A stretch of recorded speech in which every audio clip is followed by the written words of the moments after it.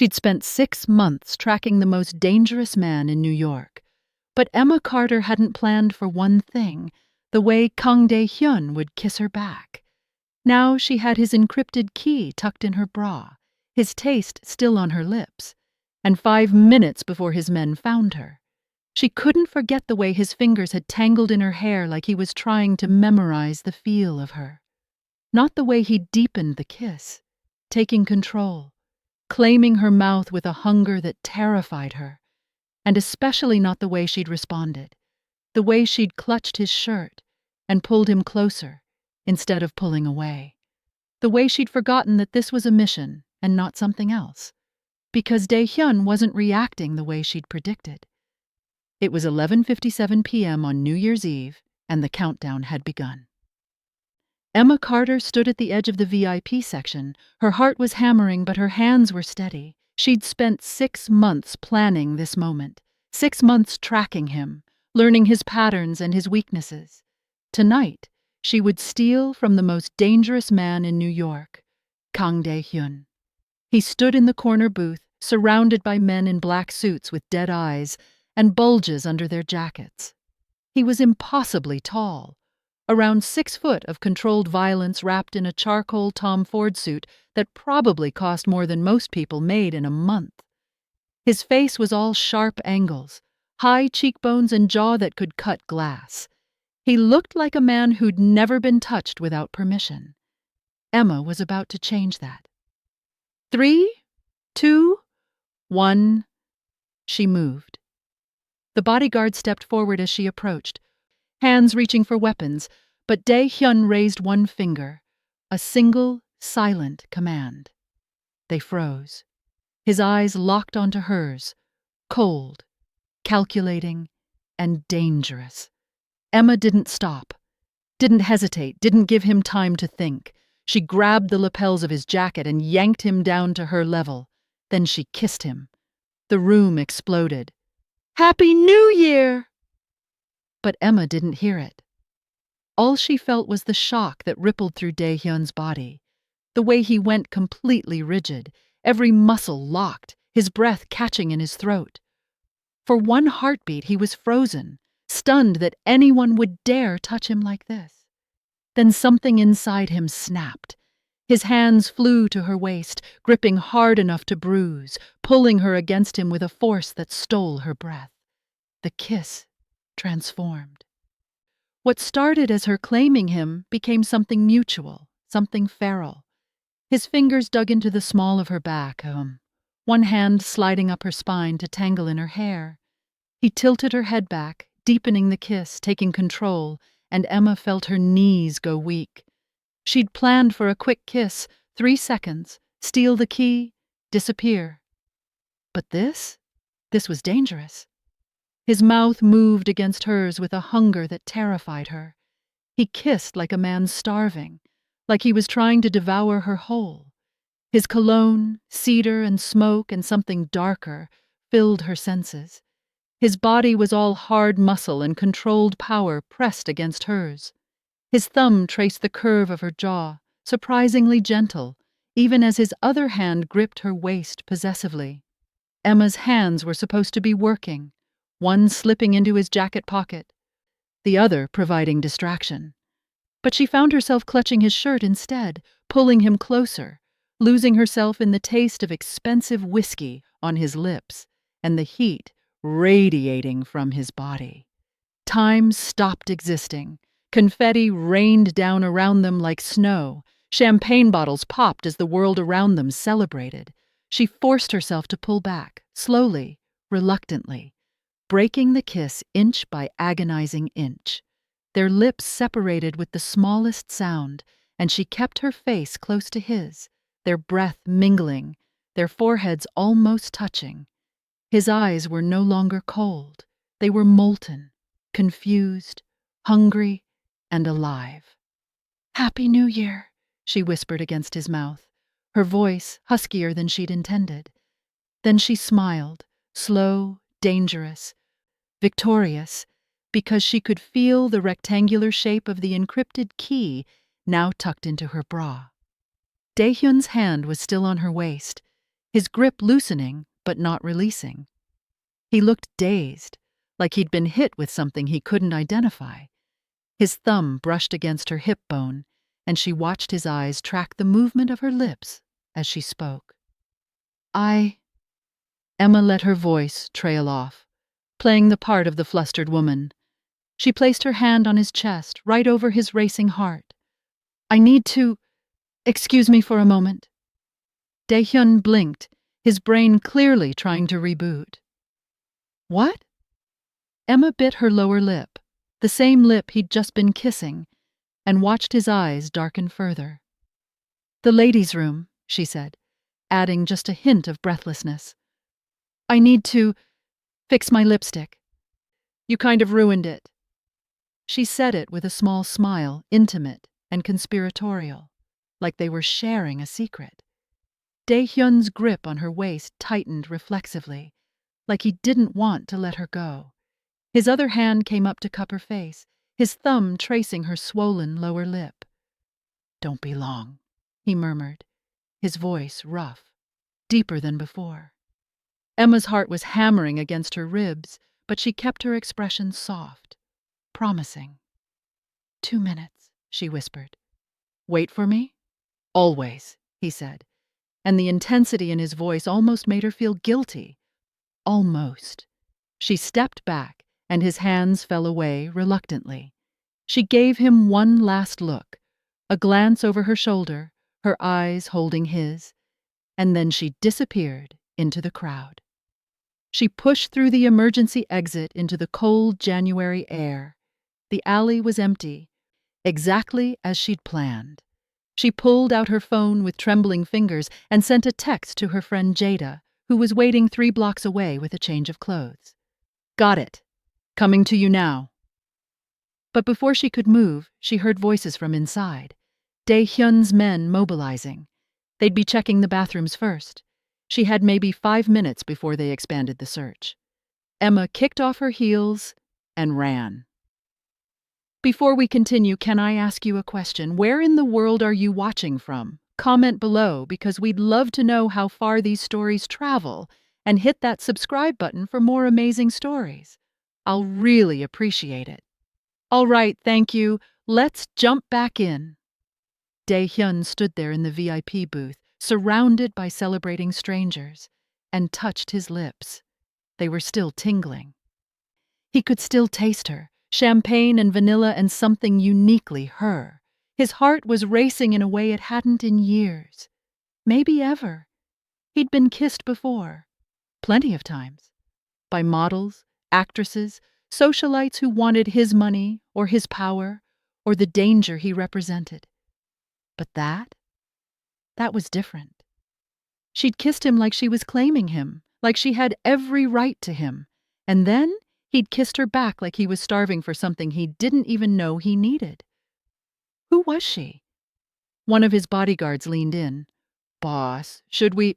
No, Dae-hyun said, waving him off. Give her space.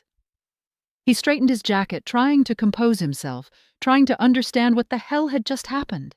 He'd built an empire on control, on never letting anyone close enough to make him feel anything. And this woman, this stranger in silver, had shattered that control with a single kiss. 2 minutes, she'd said, he'd wait. He wanted to know her name, wanted to know why she'd chosen him out of everyone in this club, wanted to know if she'd felt what he'd felt, that electric, terrifying connection that made the world tilt on its axis. 2 minutes turned to 5, then 10. Dae-hyun frowned. He signaled to one of his men. Check on her. The bodyguard returned 3 minutes later, his expression carefully neutral. Boss, she's not in the bathroom. What? We checked. All of them. She's not there. Something cold settled in Dae-hyun's chest. His hand went to his inside jacket pocket, the instinctive check he did 100 times a day. His fingers found nothing, no. His encrypted biometric key, the device that controlled every offshore account, every blackmail file, every piece of digital leverage his syndicate owned, was gone. The warmth from the kiss evaporated instantly, replaced by ice-cold rage. "Find her," he said, his voice deadly calm. "Lock every exit. Pull every camera. I want her face on every screen in this building now." His men scattered like roaches. Dae-hyun stood in the center of the celebration, champagne flowing around him, and a slow, dark smile spread across his face. She hadn't been overwhelmed by the kiss. She'd been robbing him. That moment, when his hands were in her hair and her taste was on his tongue and the world had disappeared, she'd been picking his pocket with the skill of a professional thief. Brilliant. He touched his lips again, and this time, the smile that curved them was dangerous. "Don't kill her when you find her," he told his second-in-command, June. "Bring her to my office." His eyes glittered with something between fury and fascination. "I want to see what else she can steal." June looked concerned. "Boss, she just robbed you. We should—" "I know what she did," Dae-hyun interrupted. "And I'm going to find her, not to punish her." His smile widened, but to understand her. The search began immediately. Cameras were pulled, facial recognition software deployed. Every guest was stopped and questioned. But Emma Carter had vanished like smoke, like she'd never existed at all. And she'd left only one trace, the ghost of her kiss on Dae-hyun's lips and the empty space where his security key used to be. Dae-hyun stood alone in the VIP booth and realized something that should have terrified him. He wasn't angry, he was intrigued, and he was going to find her, not because she'd stolen from him, but because in 30 seconds she'd made him feel more alive than he had in 10 years. The hunt had begun. Emma was in Jada's car, 3 blocks from the abyss, changing out of the silver dress and into dark jeans and a hoodie. Her hands were still shaking. "You got it?" Jada asked, her eyes wide. Emma pulled the encrypted key from her bra and held it up. "I got it." "Girl, you're insane. You know that, right? You just robbed a Korean mob boss." "I know."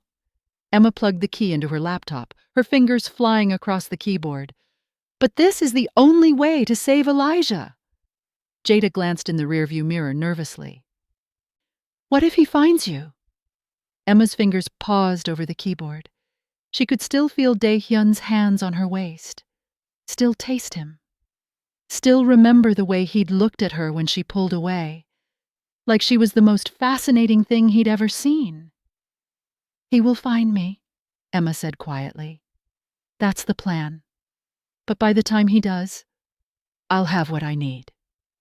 2:14 a.m. Queen's Diner. Dae-hyun's phone buzzed violently.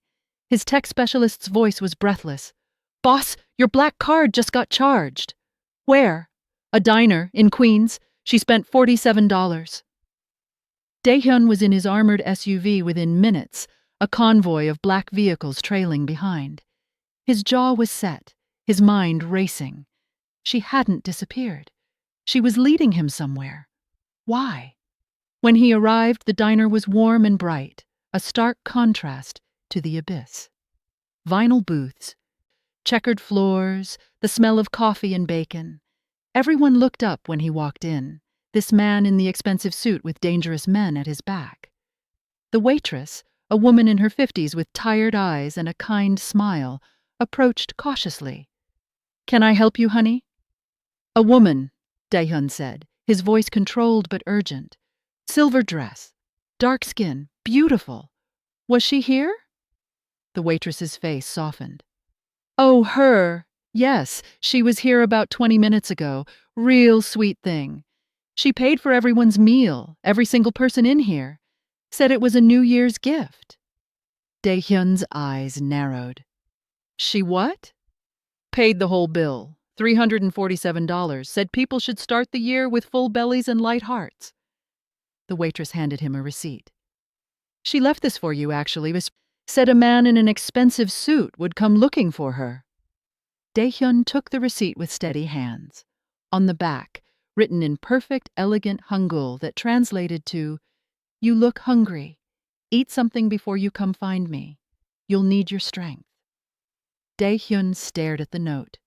She knew who he was, knew he was Korean, and she'd written in his language, which meant she'd planned this. All of it. The kiss, the theft, the chase. This was intentional.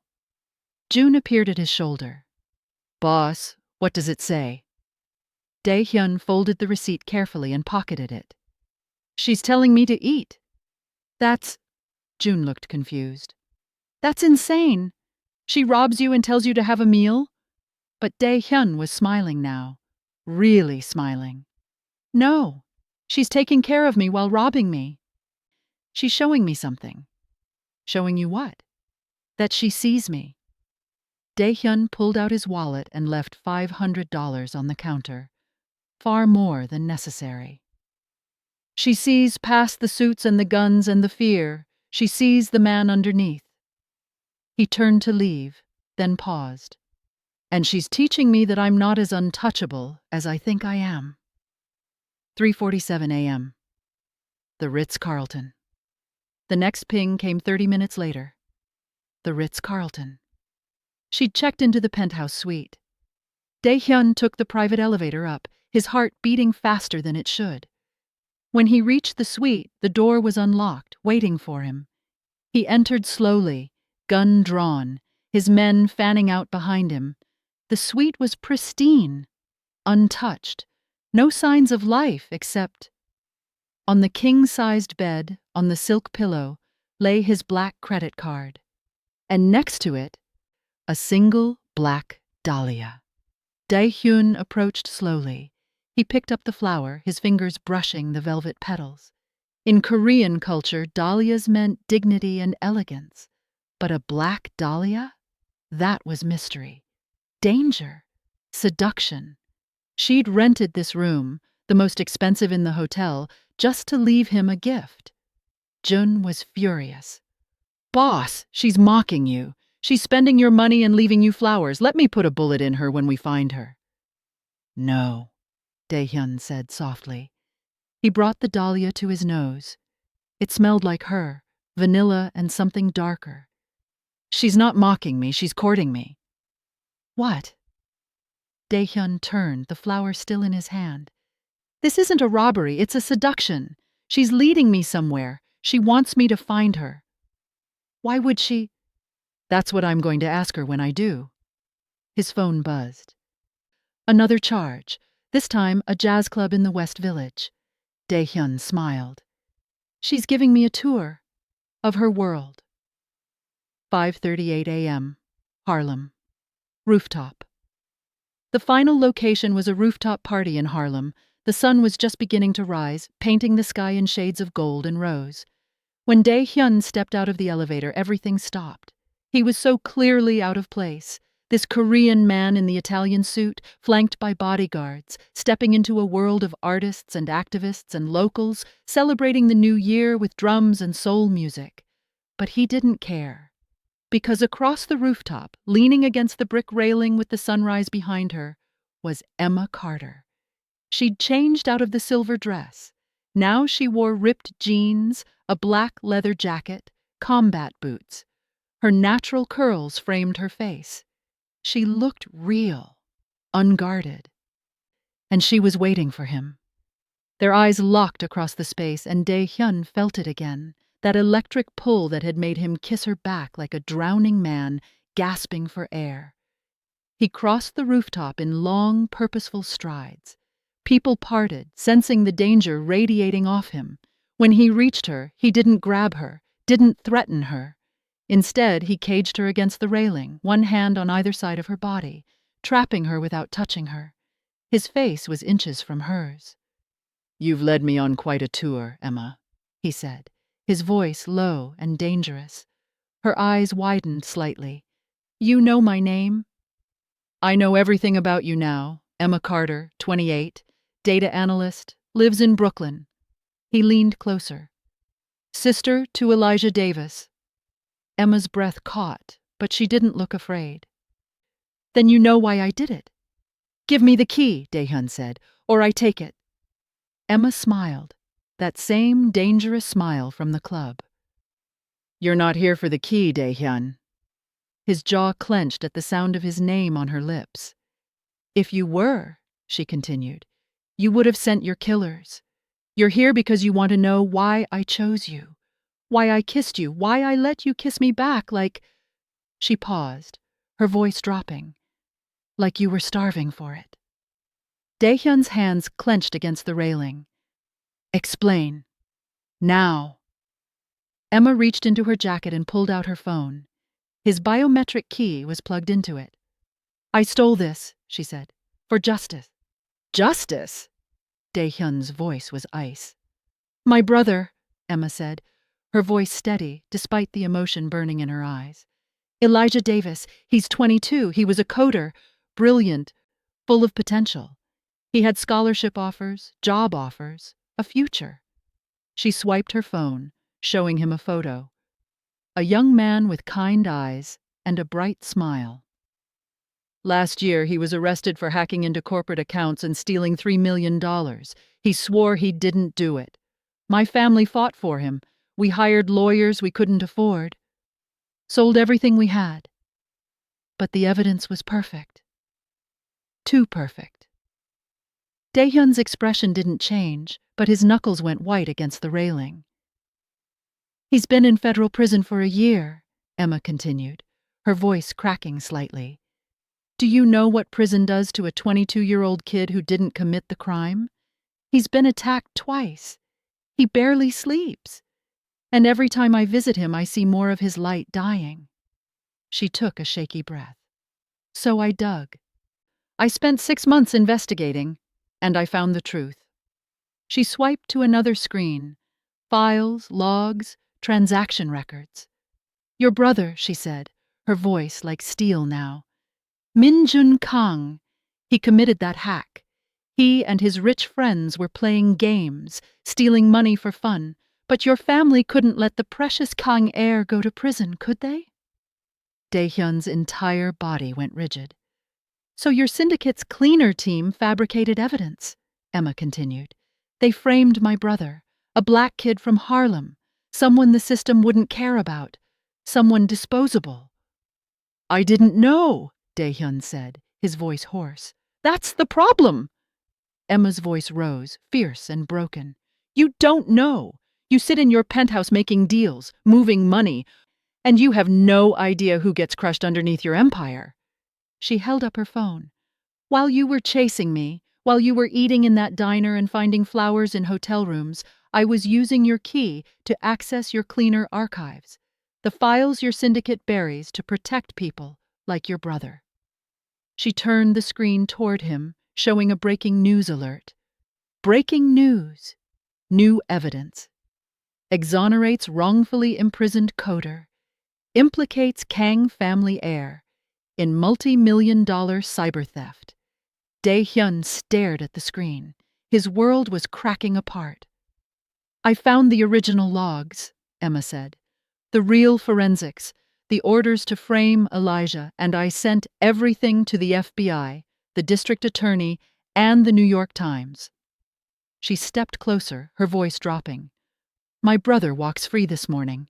Your brother gets arrested. That's the price of the key. Dae-hyun said nothing for a long moment. The sunrise bathed them both in golden light, and around them the party continued, oblivious to the war being waged on this rooftop. Finally, he spoke. You just destroyed my family. I saved an innocent man, Emma countered. You did both, Dae-hyun said quietly. And then to her shock, he smiled. And you did me a favor. Emma blinked. What?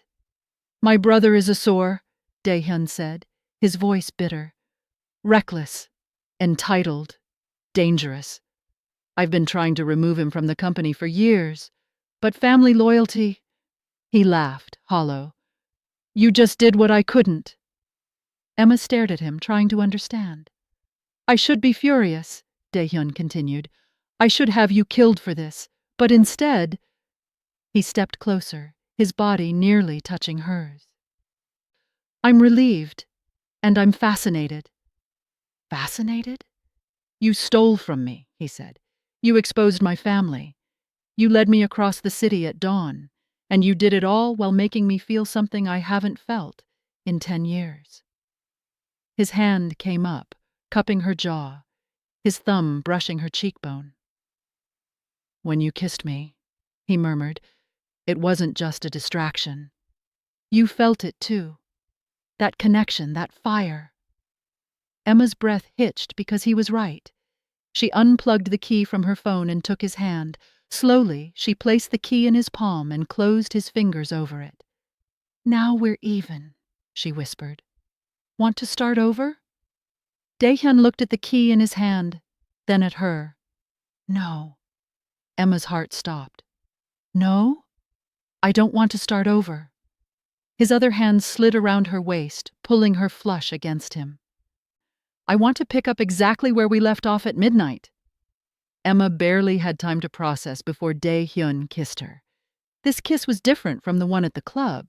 That had been explosive, desperate, fueled by adrenaline and surprise. This was claiming. His lips moved against hers with devastating certainty, like he'd spent the last 6 hours thinking about nothing else. His hand tangled in her curls, tilting her head back, and she gasped against his mouth. He used the opportunity to deepen the kiss, his tongue sliding against hers, tasting her like she was something he'd been craving his whole life.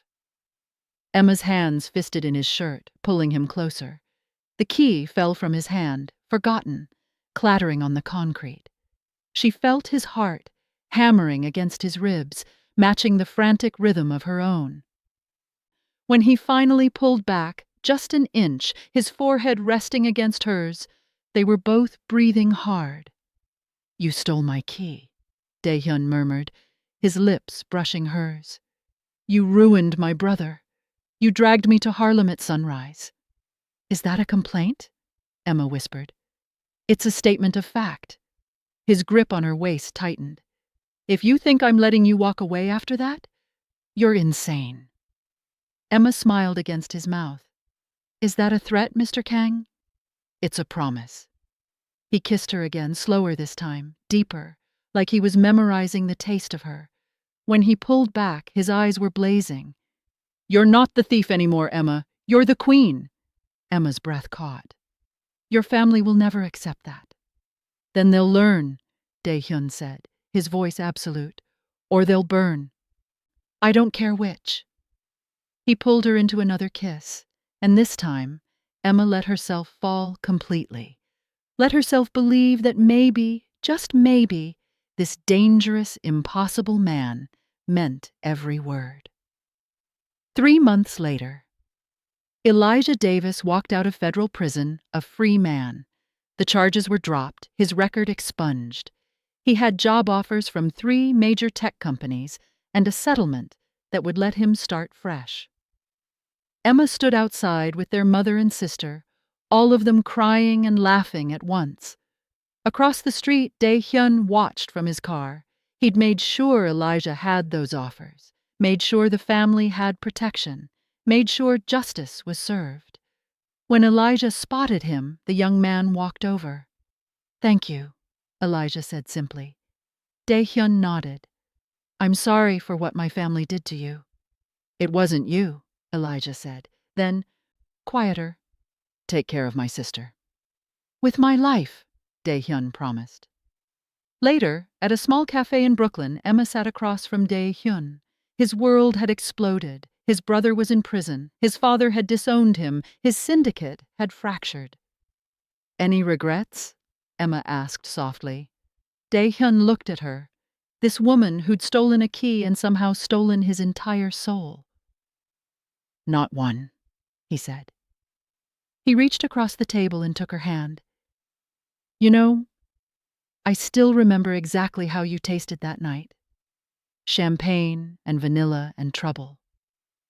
Emma grinned. You planning on finding out again? Every day for the rest of my life, Daehyun said. He kissed her there in that tiny cafe while the city hummed around them.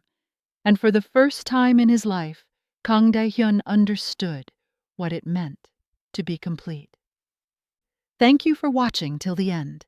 If this story touched you, inspired you, or took you on a journey, don't leave without hitting the like button. Subscribe if you haven't, and switch your notifications on. You don't want to miss what I got coming up. Make sure to drop in the comment section where in the world you're watching from. We're building a global community of story lovers here, and your voice is part of it. See you in the next one. Have a great day.